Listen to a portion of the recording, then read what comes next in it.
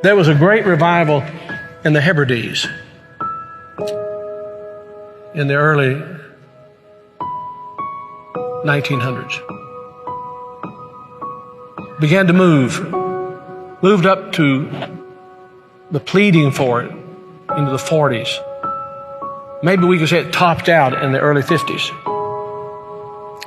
Two old women, one was 84 years old and one was 82 years old. One was blind and one was humped over so badly with spinal stenosis just arched over. But they had passion for revival. They wanted God to work. This is what happened.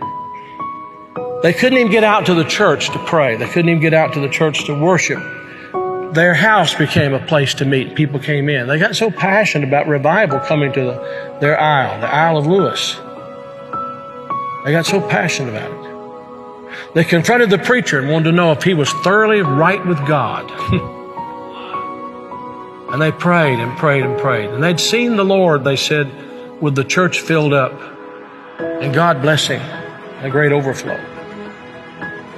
And the fire of God struck that tiny little obscure place off the coast of Scotland. And when it happened, there was a young teenage boy that got saved in it. His name was Donald. And the preacher became so dependent upon Donald and so close to Donald, he would ask him to lead in public prayers and help him with the meetings, and he did. Oh, how God worked. People began to hear about it, and the revival fire spread. It spread. And God blessed in a great way. Those two old women, the kind of people don't want in their church anymore. And from that same island, there was a young girl who was a cousin to Donald Smith, who immigrated to America. Her name was Marianne Smith McLeod. She came to America, and in 1936,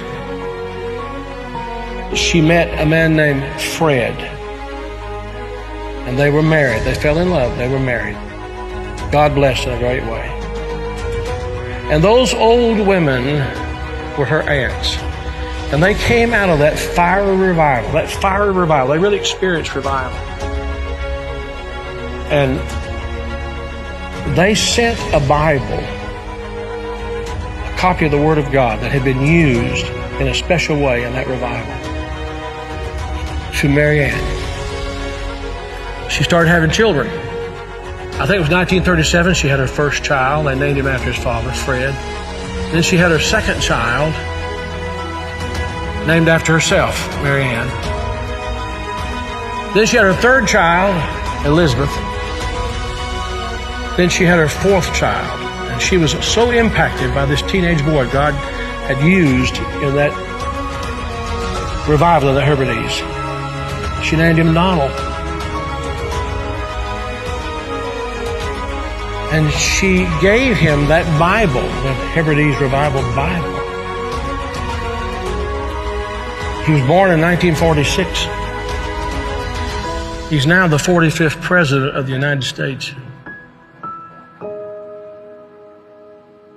And that revival Bible is in the Oval Office. I'm saying to you, I don't know how, why, I don't know how it all comes together. But I believe God is putting some things together to give us just a window. If he could find some open people who know what the window's for.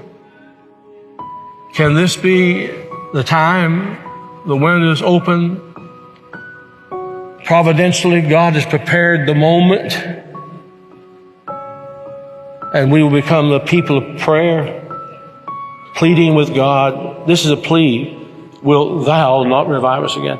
Will you be a part of that? Will you?